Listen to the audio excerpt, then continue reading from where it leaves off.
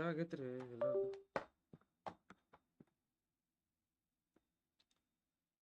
ನಮಸ್ತೆ ನಮಸ್ತೆ. News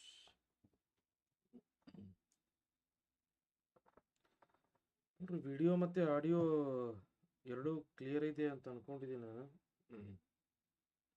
GPSTR ತರಗತಿಗೆ ಎಲ್ಲರಿಗೂ ಕೂಡ ಸ್ವಾಗತ ಸುಸ್ವಾಗತ.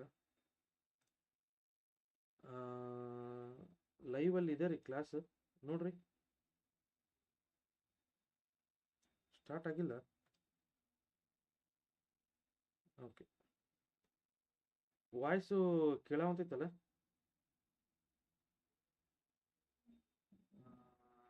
ಓಕೆ, ಲೈವ್ ಅಲ್ಲಿ ಇದೆ ರೀ ಕ್ಲಾಸ್. ನಮಸ್ತೆ ನಮಸ್ತೆ. ನೋಡ್ರಿ, ಟಾರ್ಗೆಟ್ GPSTR ತರಗತಿಗಳು ಸೈನ್ಸ್, ಅದು 2017ರ GPSTR ಸೈನ್ಸ್ ಪತ್ರಿಕೆಯನ್ನು ನಾವು ಬಿಡಿಸ್ತಾ ಇದ್ವಿ. ಇದರಲ್ಲಿ ನಿನ್ನೆ MCQsಗಳ ಪಾರ್ಟು ಕಂಪ್ಲೀಟ್ ಆಗಿದೆ. ಅಂದರೆ 1 ಮಾರ್ಕ್ಸಿಂದು ಕಂಪ್ಲೀಟ್ ಆಗಿದೆ ನಿನ್ನೆ ಆಲ್ರೆಡಿ. ಈಗ ಹೌದಾ, 2 ಮಾರ್ಕ್ಸಿನ ಪ್ರಶ್ನೆಗಳನ್ನು ನಾವು ಬಿಡಿಸೋ ಕುಂತಿದ್ವಿ ಆ್ಯಕ್ಚುಲಿ. ಓಕೆ, ಒಂದು 2-3 ಪ್ರಶ್ನೆಗಳನ್ನು 2 ಮಾರ್ಕ್ಸ್ ನಾ ಬಿಡಿಸಿದ್ದೆ ನಿಮಗೆ. ಇನ್ನೊಂದಿಷ್ಟು ಇದ್ದು ನಿಮಗಲ್ಲಿ, ಹೌದಾ.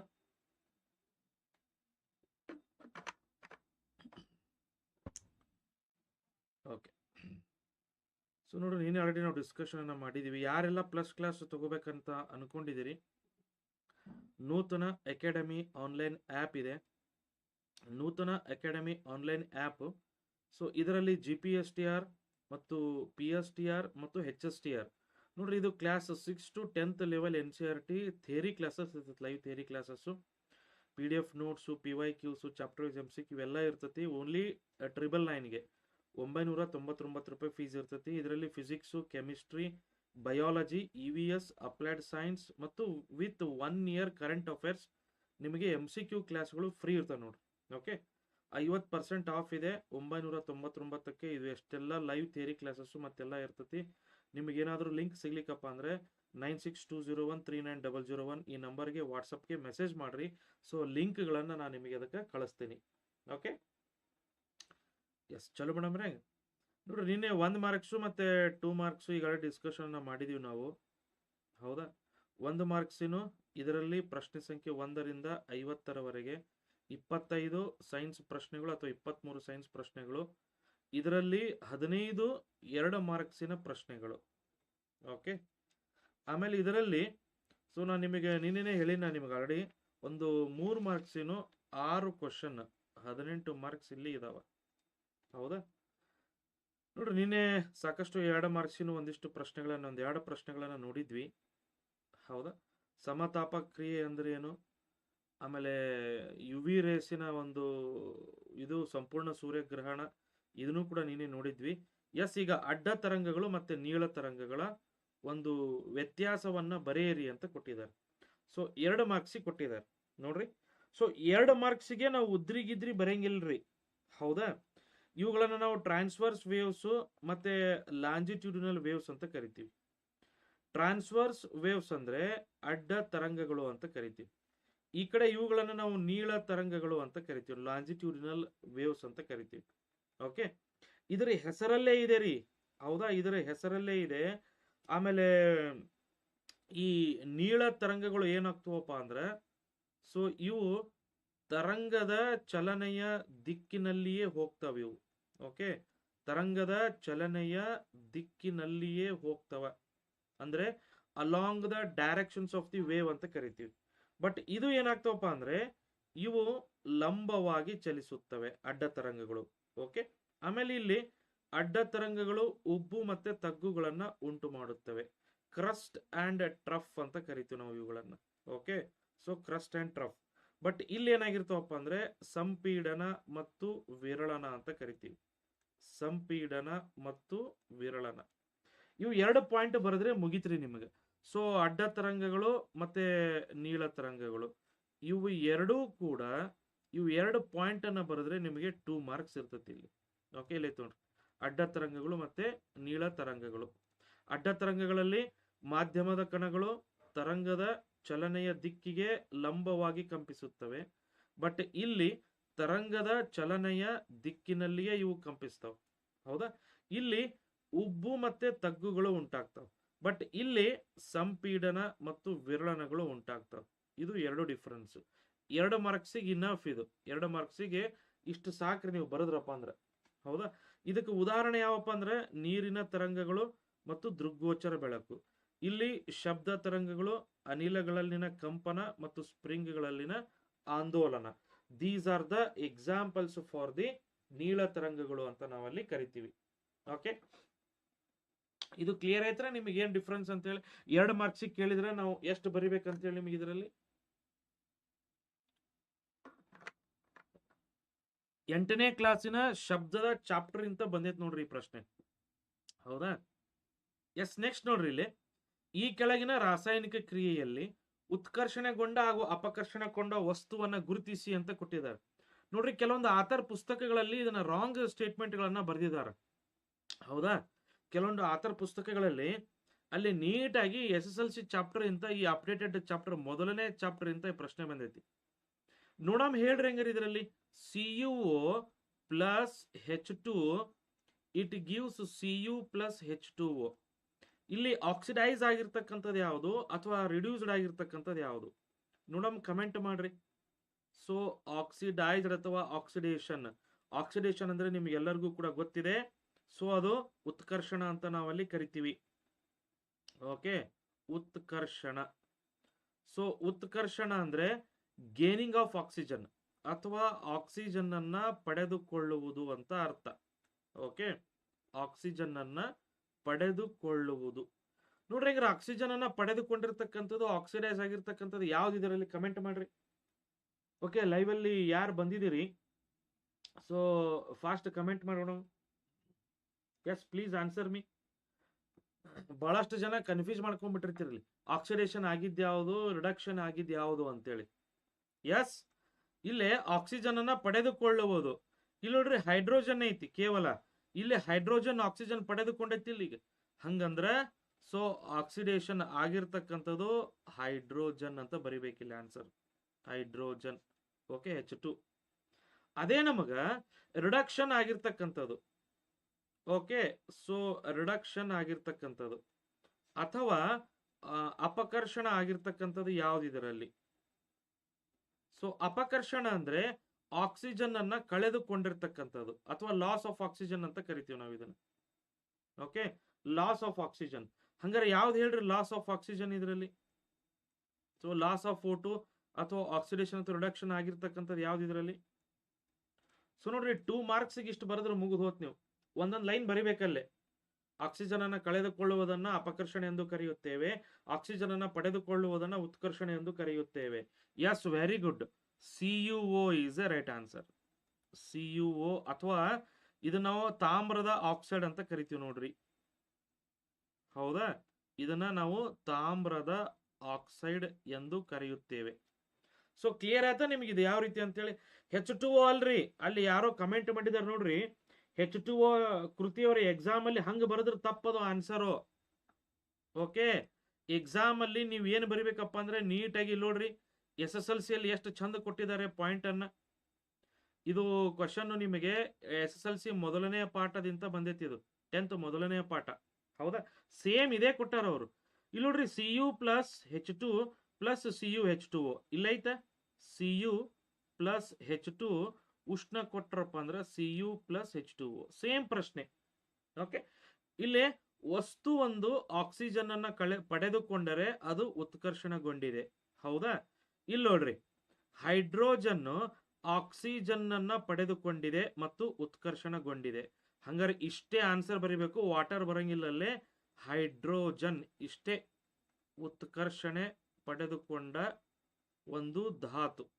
ಓಕೆ, ಅದೇ ನಿಮಗ ಮತ್ತು ಆಕ್ಸಿಜನ್ ಅನ್ನ ಕಳೆದುಕೊಂಡರೆ ತಾಮ್ರದ ಆಕ್ಸೈಡ್, ಆಕ್ಸಿಜನ್ ಕಳೆದುಕೊಂಡಿದೆ ಮತ್ತು ಅಪಕರ್ಷಣಗೊಂಡಿದೆ. ಸೊ ಕ್ಲಿಯರ್ ಆಯ್ತಾ ನಿಮಗಿದು? CuO ಇದು ಏನಂತ ಬರೀಬೇಕಿಲ್ಲ? ಅಪಕರ್ಷಣೆಗೊಂಡ ಧಾತು. ಅಪಕರ್ಷಣೆಗೊಂಡ ಧಾತು. H2O ಬರೆದ್ರೆ ರಾಂಗ್ ಆನ್ಸರ್ ಅಲ್ಲೇ. ನೀವು Cu ಬರೆದ್ರೆ ಅಷ್ಟೇ, ಅದು ಕೂಡ ರಾಂಗ್ ಆನ್ಸರ್. CuOನೇ ಬರಿಬೇಕು, ತಾಮ್ರದ ಆಕ್ಸೈಡೇ ಬರಿಬೇಕು ಮತ್ತು ಹೈಡ್ರೋಜನ್ನೇ ಬರಿಬೇಕು ಅದನ್ನ ಕ್ಲಿಯರ್ ಆಗಿ. So this is for your 2 marks question. Okay, ಮೊದಲನೆಯ ಚಾಪ್ಟರ್ ನೋಡ್ರಿ, SSLC ಮೊದಲನೇ chapter chemical reactions and equations ಮೇಲೆ ಈ ಪ್ರಶ್ನೆಯನ್ನ ತೆಗೆದಿದ್ದಾರೆ. ಓಕೆ, ಕ್ಲಿಯರ್ ಆಯ್ತಾ ನಿಮಗಿದು ಯಾವ ರೀತಿ ಅಂತೇಳಿ? ನೆಕ್ಸ್ಟ್ ಪ್ರಶ್ನೆ ತಗೊಳ್ಳಿ. ಎಸ್, ಕ್ಲೋರಿನ್ ಅಣುವು ಧ್ರುವೀಯ ಮತ್ತು ಹೈಡ್ರೋಜನ್ ಕ್ಲೋರೈಡ್ ಅಣುವು ಧ್ರುವೀಯವಾಗಿದೆ ಎಂದು ಕಾರಣವನ್ನ ಕೊಡಿರಿ ಅಂತ ಇದೆ. ಓಕೆ, ಸೊ ನೋಡ್ರಿ, ಇದು ಓಲ್ಡ್ ಸಿಲೆಬಸ್ ಅಲ್ಲಿ ಇರ್ತಕ್ಕಂಥ ಒಂದು ಪ್ರಶ್ನೆ, ಹೌದಾ? ಆದ್ರೂ ಒಂದ್ಸಲ ನೋಡಮಂತ. ಕ್ಲೋರಿನ್, ಬಟ್ ಇದು PUC ಲೆವೆಲ್ ಪ್ರಶ್ನೆಯನ್ನ ತೆಗೆದಿದ್ದಾರೆ. ಆಕ್ಚುಲಿ ಡೈಪೋಲಾರ್ ಅಂಡ್ ನಾನ್ ಪೋಲಾರ್ ಅಂತೇಳಿ. ಕ್ಲೋರಿನ್ ಒಂದು ನಾನ್ ಪೋಲಾರ್ ಅಂತ ಇದೆ, but hydrogen chloride is A molecule is A give reason ಅಂತ ಕೊಟ್ಟಿದ್ದಾರೆ, ಹೌದಾ? ಇಲ್ಲಿ ನೋಡ್ರಿ, ಇಲ್ಲಿ ಕ್ಲೋರಿನ್ ಅನ್ನ ನಾವು ಏನಂತ ತೋರಿಸ್ಬೇಕು? ನಾನ್ ಪೋಲಾರ್ ಅಂತ ತೋರಿಸ್ಬೇಕು. ಓಕೆ, ಆಮೇಲೆ ಹೈಡ್ರೋಜನ್ ಕ್ಲೋರೈಡ್ ಅನ್ನ HCl ಅನ್ನ ನಾವೇನಂತ ತೋರಿಸ್ಬೇಕಿಲ್ಲ? ಪೋಲಾರ್, ಧ್ರುವೀಯ ಅಂತ ತೋರಿಸ್ಬೇಕು. ಇಷ್ಟೇ. ಕಾರಣವನ್ನ ಕೊಡಿರಿ ಅಂತ ಪ್ರಶ್ನೆ ಕೇಳಿದ್ದಾರೆ. ಇದು ಅಧ್ರುವೀಯ ಅಂತ ಹೇಳ್ಬೇಕಲ್ಲಿ. 2 ಮಾರ್ಕ್ಸ್ ಪ್ರಶ್ನೆ ಇರ್ತೈತಿ. ಸೊ ನೋಡ್ರಿ, ಸಿಂಪಲ್ ಆಗಿ ಆನ್ಸರ್ ನಾಳೆ ಎಕ್ಸಾಮ್ ಅಲ್ಲಿ ಇದನ್ನ ಕೇಳಿದ್ರಪ್ಪ ಅಂದ್ರೆ ಯು ಕ್ಯಾನ್ ರೈಟ್ ಡೌನ್. ಇಲ್ಲಿ ನೀಟಾಗಿ ನಾನು ಆನ್ಸರ್ ಬರೆದಿದ್ದೀನಿ, ಒಂದೇ ಒಂದು ಲೈನ್ ನಿಮಗೆ ಅರ್ಥ ಆಗೋ ತರ. ಕ್ಲೋರಿನ್ ಅಣು ನಾನ್ ಪೋಲಾರ್ ಆಗಿದೆ ಅಥವಾ ಅಧ್ರುವೀಯ ಆಗಿದೆ, ಒಂದು ಪಾಯಿಂಟ್ ಬರೀರಿ. ಯಾಕೆಂದರೆ ಅದು ಒಂದೇ ರೀತಿಯ 2 ಅಣುಗಳಿಂದ ಆಗಿರ್ತಕ್ಕಂತಹ ಒಂದು ಅಣು. ಇಲ್ಲಿ ವಿದ್ಯುತ್ ಆಕರ್ಷಣೆ ಅಥವಾ ಎಲೆಕ್ಟ್ರೋನೆಗೆಟಿವಿಟಿ ಸಮ ಇರ್ತತಿ. The electronegativity is equal. ಆದ್ದರಿಂದ this share the electrons equally. ಆದ್ದರಿಂದ ಇಲ್ಲಿ ಧ್ರುವೀಯತೆ ಉಂಟಾಗುವುದಿಲ್ಲ. ಇದನ್ನು ನಾನ್ ಪೋಲಾರ್ ಎಂದು ಕರೆಯುತ್ತೇವೆ ಬಿಕಾಸ್ ಆಫ್ ಎಲೆಕ್ಟ್ರೋನೆಗೆಟಿವಿಟಿ. ಒಂದೇ ಒಂದು ಪಾಯಿಂಟ್ ಬರೆದ್ರೆ 1 ಮಾರ್ಕ್ಸ್ ಬರ್ತೈತಿ ನಿಮಗೆ. ಇದಕ್ಕೆ ಟೋಟಲ್ 2 ಮಾರ್ಕ್ಸ್ ಪ್ರಶ್ನೆ ಐತಿ, ಹೌದಾ? ಒಂದು ಎಲೆಕ್ಟ್ರೋನೆಗೆಟಿವಿಟಿ ಪಾಯಿಂಟ್ ಬರೀರಿ, ಮುಗಿತು, 1 ಮಾರ್ಕ್ಸ್ ಕಂಪ್ಲೀಟ್ ಕೊಟ್ಬಿಡ್ತಾರೆ ನಿಮಗೆ. ಉಳಿದಿದ್ದು ಇದು ಬರೀರಿ, ಬರ್ಲಿಕ್ಕೆ ನಡೀತೈತಿ, ಹೌದಾ? Because it will shares the electrons. ಎಲೆಕ್ಟ್ರಾನ್ಗಳನ್ನ ಸಮನಾಗಿ ಹಂಚಿಕೊಳ್ಳತೈತಿ. ಇನ್ನೊಂದು ಮಾರ್ಕ್ಸ್ ನಿಮಗೆ ಕೆಳಗಡೆ ಇದಿರ್ತೈತಿ. ಏನು? ಹೈಡ್ರೋಜನ್ ಕ್ಲೋರೈಡ್ ಅನ್ನು ನಾವು ಪೋಲಾರ್ ಎಂದು ಕರೆಯುತ್ತೇವೆ. ಅದರದ್ದು ಉಲ್ಟಾ, ಇಲ್ಲಿ ವಿದ್ಯುತ್ ಆಕರ್ಷಣೆ ವಿಭಿನ್ನವಾಗಿರ್ತತಿ. ಇಲ್ಲಿ ಎಲೆಕ್ಟ್ರಾನ್ಗಳನ್ನ ಹೆಚ್ಚು ಆಕರ್ಷಿತವಾಗಿರುವುದರಿಂದ Cl ಮೇಲೆ ಋಣ ಆವೇಶ ಮತ್ತು H ಮೇಲೆ ಧನ ಆವೇಶ ಉಂಟಾಗ್ತೈತಿ. ಆದ್ದರಿಂದ ಇಲ್ಲಿ ಧ್ರುವತೆ ಉಂಟಾಗ್ತೈತಿ ಅಥವಾ ಪೋಲಾರ್ ಉಂಟಾಗ್ತೈತಿ. ಇಷ್ಟೇ. ಸೊ ಕ್ಲೋರಿನ್ ಇಲ್ಲೇ ನೆಗೆಟಿವ್ ಉಂಟಾಗ್ತೈತಿ, ಆಮೇಲೆ ಹೈಡ್ರೋಜನ್ ಮೇಲೆ ಪಾಸಿಟಿವ್ ಅಟ್ರಾಕ್ಷನ್ ಉಂಟಾಗ್ತೈತಿ. ಹಿಂಗಾಗಿ so these R the polar ಅಂತ ನಾವಲ್ಲಿ ಕರಿತೀವಿ. ಇದನ್ನ ನಾವು ಧ್ರುವೀಯ ಎಂದು ಕರೆಯುತ್ತೇವೆ. ಇಷ್ಟ ಪಾಯಿಂಟ್ ಇದರಲ್ಲಿ, ಏನ್ ಜಾಸ್ತಿ ಇಲ್ಲ. ಸೊ ಈ ಆನ್ಸರ್ ನಿಮಗೆ ಇಂಗ್ಲಿಷ್ ನಲ್ಲೂ ಕೂಡ ಹಾಕಿದ್ದೀನಿ, ಆಮೇಲೆ ಬೇಕಾದ್ರೆ ನೋಡ್ಕೊಳ್ರಿ. Chlorine is a non polar because it is made up of 2 identical atoms. They have the same electronegativity and shared the electrons are equally. Because there is no charge difference develops, it is a non-polar. But its electrons are positively and negatively. So for this, it is a dipole and also it is a polar moment. Okay, this is also 2 marks ಪ್ರಶ್ನೆ. ಇದು 2 ಮಾರ್ಕ್ಸಿನ ನಿಮ್ಮ ಒಂದು GPST 2017 ಪ್ರಶ್ನೆ ಅಂತ ನಾವೆಲ್ಲ ಹೇಳ್ತೀವಿ. ನೋಡ್ರಿ, ಇದು ಕೂಡ ಒಂದು ಓಲ್ಡ್ PUC ಲೆವೆಲ್ ಪ್ರಶ್ನೆ. ಪ್ರೋಪೀನ್ಗೆ ಹೈಡ್ರೋಜನ್ ಕ್ಲೋರೈಡ್ ಅಣುವನ್ನ ಸಂಕಲಿಸಿದಾಗ ದೊರೆಯುವ ಪ್ರಧಾನ ಉತ್ಪನ್ನ ಯಾವುದು ಅಂತ ಕೊಟ್ಟಿದ್ದಾರೆ ಪ್ರಶ್ನೆ, ಹೌದಾ? ಇದರ ರಾಸಾಯನಿಕ ಸಮೀಕರಣವನ್ನ ಬರೆಯಿರಿ. 2 ಮಾರ್ಕ್ಸ್ ಪ್ರಶ್ನೆ. ನೋಡ್ರಿ, ಪ್ರೋಪೀನ್ಗೆ ಹೈಡ್ರೋಜನ್ ಕ್ಲೋರೈಡ್ ಸೇರಿಸ್ಬೇಕಂತ, ಹೌದಾ? ಸಿಂಪಲ್. ಈ ಪ್ರೋಪೀನ್ಗೆ ಹೈಡ್ರೋಜನ್ ಕ್ಲೋರೈಡ್ HCl ಅನ್ನ ಸೇರಿಸಿದ್ರ ಏನ್ ಬರ್ತೈತಿ? 2 ಕ್ಲೋರೋ ಪ್ರೋಪೇನ್ ಬರ್ತೈತಿ. ಮುಗೀತು. ಇದಕ್ಕೆ 1 ಮಾರ್ಕ್ಸ್ ಬಂತು ನಿಮಗೆ. ಇದಕ್ಕೆ 1 ಮಾರ್ಕ್ಸ್, ಇದನ್ನ ಬರ್ದಿದ್ದಕ್ಕೆ 1 ಮಾರ್ಕ್ಸ್, ಇದನ್ನ ರಿಯಾಕ್ಷನ್ ಬರ್ದಿರಕ್ಕೆ ಮತ್ತೊಂದು ಮಾರ್ಕ್ಸ್. ಮುಗೀತು. ಇಷ್ಟೇ. ಜಾಸ್ತಿ ಏನು ಉದ್ರಿ ನೀವು ಯಾವುದು ಬರೆಯಂಗಿಲ್ಲ ಪಾಯಿಂಟ್ ಅಲ್ಲಿ. ಈ ರಿಯಾಕ್ಷನ್ ಅನ್ನ ಬರಿಬೇಕು, ಆಮೇಲೆ ಅದನ್ನ ಯಾವುದು ಪ್ರಾಡಕ್ಟ್ ಅಂತ ಬರಿಬೇಕು ಅಷ್ಟೇ. According to the Markovnikov rule, the 2 chloropropane the main product will be formed. ಮುಗೀತು. ಇಷ್ಟೇ, ಮತ್ತೇನಿಲ್ಲ. ಸೊ ಕ್ಲಿಯರ್ ಆಯ್ತಾ ನಿಮಗೆ? ಪ್ರೋಪೀನ್ CH3 CH CH2 ಅಂತ ಬರೀರಿ, ಪ್ಲಸ್ HCl ಅಂತ ಬರೀರಿ. 2 ರಿಯಾಕ್ಷನ್ ಮಾಡಿ CH3 CHCl ಪ್ಲಸ್ CH3. ಮುಗೀತು. It is called as A 2 chloropropane. 2 marks ಪ್ರಶ್ನೆ. ಕ್ಲಿಯರ್ ಆಯ್ತಾ ನಿಮಗೆ? ನೋಡ್ರಿ, ಅವ್ರು ಏನು ಕೇಳ್ಯಾರ ಅದನ್ನ ಅಷ್ಟೇ ಆನ್ಸರ್ ಬರಿಬೇಕು ನಾವೆಲ್ಲ. ಸೈನ್ಸ್ ಒಳಗ ನಮ್ಗೆ ಏನಪ್ಪಾ ಅಂದ್ರೆ ಅವ ಅಲ್ಲಿ ಸತ್ತ, ಇಲ್ಲಿ ಸತ್ತ, ಅಲ್ಲಿ ಅದ್ದ, ಇಲ್ಲಿ ಅದ್ದ, ಏನೂ ಇಲ್ಲ. ಡೈರೆಕ್ಟ್ ಆಗಿ ಪ್ರಶ್ನೆಗಳನ್ನ ಬರಿಬೇಕು. ನೆಕ್ಸ್ಟ್ ನೋಡ್ರಿ, 70ನೇ ಪ್ರಶ್ನೆ. ಈ ಕೆಳಗಿನ ಕ್ರಿಯೆಗಳಿಗೆ ಸರಿದೂಗಿಸಿದ ರಾಸಾಯನಿಕ ಸಮೀಕರಣಗಳನ್ನ ಬರೆಯಿರಿ ಅಂತ ಕೊಟ್ಟಿದ್ದಾರೆ. ಗಾಳಿಯಲ್ಲಿ ಮೆಗ್ನೀಷಿಯಂ ಅನ್ನ ಉರಿಸುವುದು, ಮೀಥೇನ್ನ ಸಂಪೂರ್ಣ ದಹನ ಅಂತ ಇದೆ, ಹೌದಾ? ನೋಡ್ರಿ, ಇದು ಕೂಡ 10ನೇ ಕ್ಲಾಸಿನ ಒಂದು ಪ್ರಶ್ನೆ. ಸೊ ನೋಡಮ್ ರಿಯಾಕ್ಷನ್ ಕಮೆಂಟ್ ಮಾಡ್ರಿ. Balanced chemical equations for the following reactions. Burning of magnesium in the air, complete combustion of the methane ಅಂತ ಕೊಟ್ಟಿದ್ದಾರೆ ಅಲ್ಲಿ. ಎಸ್, ಒಂದನೇದಕ್ಕೆ ಯಾವ್ದು ಬರೀತೀರಿ ಹೇಳ್ರಿ? ಬರ್ನಿಂಗ್ ಆಫ್ ದ ಇದು mg plus O2 it gives MgO. ನೋಡ್ರಿ, ಈಗ ಬರ್ದಿದ್ದು ಕರೆಕ್ಟ್ ಆಯ್ತೋ ತಪ್ಪಾಯ್ತೋ ಯಾರು ಹೇಳ್ತೀರಿ? ಅವ್ರು ಏನು ಕೇಳಿದಾರಲ್ಲೇ? ಸರಿದೂಗಿಸಿದ ಸಮೀಕರಣ ಅಂತ ಕೊಟ್ಟಿದ್ದಾರೆ, ಬ್ಯಾಲೆನ್ಸ್ಡ್ ಕೆಮಿಕಲ್ ಇಕ್ವೇಶನ್ ಅಂತ ಕೊಟ್ಟಿದ್ದಾರೆ. ನೀವೀಗ ಇದನ್ನ ಬರೆದ್ರ ಅರ್ಧ ಮಾರ್ಕ್ಸ್ ಇರ್ತೈತಿ ನಿಮಗೆ. ಈಗ ಅಷ್ಟೇ ಅರ್ಧ ಮಾರ್ಕ್ಸ್ ನೀವು ಪಡ್ಕೊಂಡ್ರಿ. ಈಗ ಇನ್ನು ಅರ್ಧ ಮಾರ್ಕ್ಸ್ ಬೇಕಪ್ಪ ಅಂದ್ರೆ ಅದನ್ನ ಫುಲ್ ಬರಿಬೇಕು ನಾವು, ಅದನ್ನ ಬ್ಯಾಲೆನ್ಸ್ಡ್ ಮಾಡ್ಬೇಕು.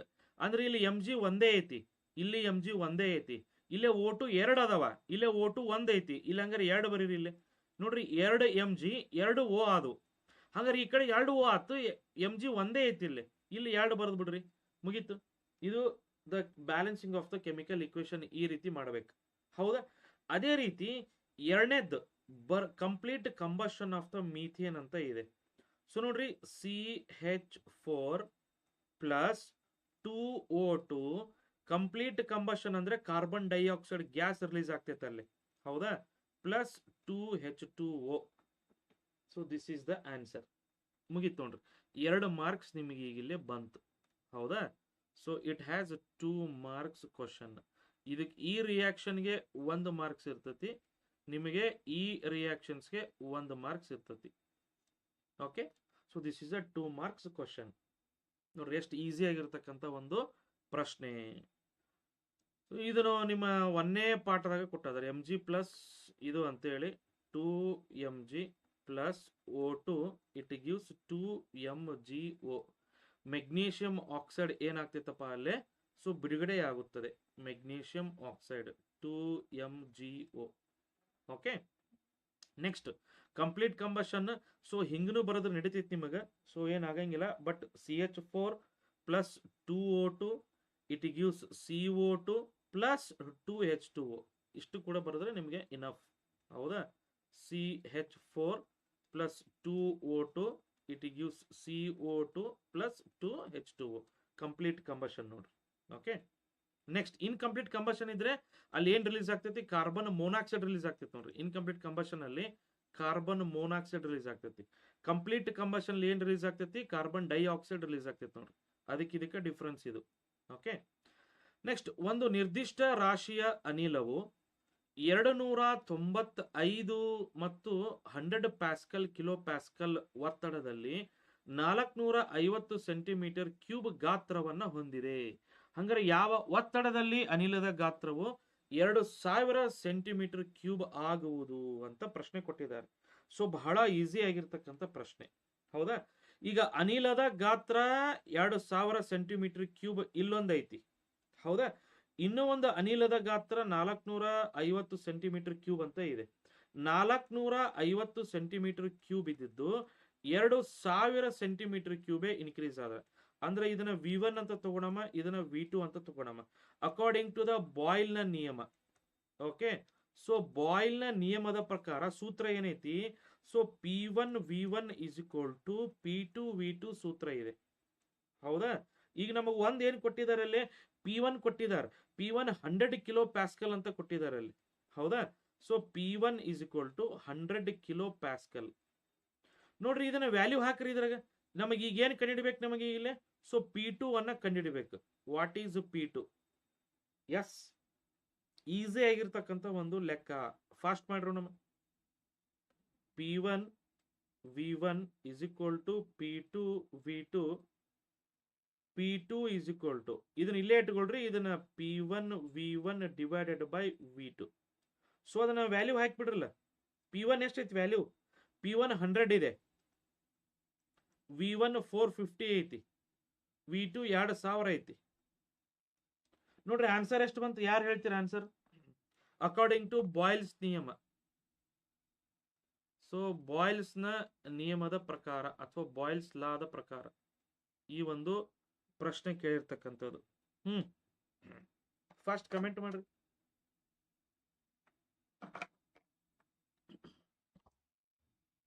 ಈ ಗುಂಡಿನ ಲೆಕ್ಕ ಆನ್ಸರ್ ಹೊಡಿಬೇಕು ನೀವು ಇದನ್ನ, ಹೌದಾ? ಇದು ನಮ್ದು ಗುಂಡಿನ ಲೆಕ್ಕ ನೀವು ಆನ್ಸರ್ ಹಾಕ್ಬೇಕಲ್ಲ ಯಾವ್ದು ಅಂತೇಳಿ. ನೋಡ್ರಿ, ಗುಂಡಿನ ಲೆಕ್ಕ ಯಾವ್ದು ಆನ್ಸರ್ ಇದ್ರಲ್ಲಿ? 100 ಇಂಟು 450 ಡಿವೈಡೆಡ್ ಬೈ 2000 ಈ ಕೆಳಗಿನವುಗಳಲ್ಲಿ ಯಾವುದು? ಜಲ್ದಿ ಎಷ್ಟು ಬಂತ್ರಿ ಆನ್ಸರು? ಯಾರು ಹೇಳ್ತೀರಿ? ಕೃತಿಯವರೇ, ತಾರಿಯಾಳ ಅವರೇ, ಆರ್ತಿ ಕಾಂಬ್ಳೆ ಅವರೇ, ಎಷ್ಟು ಬಂತ ಆನ್ಸರು? ಇಲ್ಲಿ ನೋಡ್ರಿ, ಈ ಪೂಜಿ ಕ್ಯಾನ್ಸಲ್, ಈ ಎರಡು ಪೂಜಿ ಕ್ಯಾನ್ಸಲ್, ಮುಗೀತಲ್ಲ. 45 ಡಿವೈಡೆಡ್ ಬೈ 2, 2 ಎಳ್ಳೆ 4, 1 ಉಳಿತು 15 ಆತು. 2 ಎಳ್ಳೆ 4, 1 ಉಳಿತು 15 ಆತು. ನೋಡ್ರಿ ಎಷ್ಟಾಗುತ್ತೆ? ಸಾರಿ, 2 ಎಳ್ಳೆ 4 ಅಲ್ಲ, 2 ಎಳ್ಳೆ 4, 2 ಎಳ್ಳೆ 4, 1 ಉಳಿತು, 2 5 10. ಓಕೆ, 22.5 P2 ಪ್ಯಾಸ್ಕಲ್ ಅಂತ ಅರ್ಥ. ಓಕೆ, ಇಲ್ಲ ನೋಡ್ರಿ. So P2 is equal to 22.5 kilopascal. So this is the right answer. ನೋಡ್ರಿ, ಯಾರು ಇದನ್ನ ಮಾಡಿದಿರಿ ಎಲ್ಲರದು ಕೂಡ ರೈಟ್ ಆನ್ಸರ್. ಈಸಿ ಆಗಿರ್ತಕ್ಕಂಥ ಒಂದು ಲೆಕ್ಕ ಅಂತ ಹೇಳ್ಬೋದು. ಓಕೆ, ಸೊ ಕ್ಲಿಯರ್ ಆಯ್ತಾ ನಿಮಗಿದು ಯಾವ ರೀತಿ ಅಂತೇಳಿ? ಓಕೆ, ಸೊ ನೀಟಾಗಿ ಲೆಕ್ಕ ಮಾಡಿ ಕೊಟ್ಟಿದ್ದೀನ ನಿಮಗೆ. ಇದನ್ನ ಎಕ್ಸಾಮ್ನಾಗ ಬಿಡಿಸ್ಬರ್ರಿ. P1 V1 V2 P2 ಕಂಡುಹಿಡಿಬೇಕು. 100 450 2000 same. Okay, 22.5 kilo pascal answer ಬರ್ತೈತೆ ನೋಡ್ರಿ. ಹೌದಾ? ಎಸ್, ಲೈಂಗಿಕ ಮತ್ತು ಅಲೈಂಗಿಕ ಸಂತಾನೋತ್ಪತ್ತಿಯ ನಡುವಣ ಯಾವುದಾದರೂ 2 ವ್ಯತ್ಯಾಸಗಳನ್ನ ಬರೆಯಿರಿ ಅಂತ ಪ್ರಶ್ನೆ ಕೊಟ್ಟಿದ್ದಾರೆ. ನೋಡ್ರಿ, ಕೇವಲ 2 ವ್ಯತ್ಯಾಸ. Because it is asked for the 2 marks question ಅಂತ ಇದೆ. ಹೌದಾ? 2 ಮಾರ್ಕ್ಸಿನ ಪ್ರಶ್ನೆಗಳು. ಇದ್ರಾಗ 2 ಮಾರ್ಕ್ಸಿಗೆ 2 ಬರಿಬೇಕು, ನಾವು ಉದ್ರಿ ಬರೆಯಂಗಿಲ್ಲ. ನೋಡ್ರಿ, 2 ಮಾರ್ಕ್ಸಿಗೆ ಲೈಂಗಿಕ ಮತ್ತು ಸೆಕ್ಷುವಲ್ ಅಸೆಕ್ಷುವಲ್ ರಿಪ್ರೊಡಕ್ಷನ್ ಬೇಕಾದ ಬರಿಬೋದು ನೀವು. ಇಲ್ಲಿ ನೋಡ್ರಿ, ಈಸಿ ಆಗಿರ್ತಕ್ಕಂಥದ್ದು ಹೇಳ್ತೀನಿ. 2 ಮಾರ್ಕ್ಸಿಗೆ ಏನು ಬರಿಬೇಕಂತೇಳಿ. 2 ಮಾರ್ಕ್ಸಿಗೆ 2 ಪಾಯಿಂಟ್ ಬರೋದ್ರ ಸಾಕು ನಮಗೆ. ಏನಂದ್ರೆ, ಇದು ಲೈಂಗಿಕ ಸಂತಾನೋತ್ಪತ್ತಿಯಲ್ಲಿ ಗಂಡು ಮತ್ತೆ ಹೆಣ್ಣು ಗ್ಯಾಮೆಟ್ ನ ಸಮ್ಮಿಳನ ಆಗ್ತೈತಿ. Fusion of a male and female gamete takes place.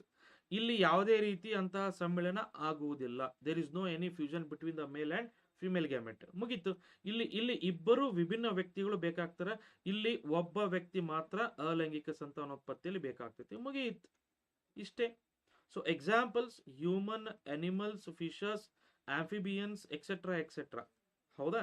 So ಇಲ್ಲಿ budding process, bacteria, amoeba, so spore formation, vegetative propagation, ಕಾಯಜ ಸಂತಾನೋತ್ಪತ್ತಿ ಕ್ರಿಯೆ.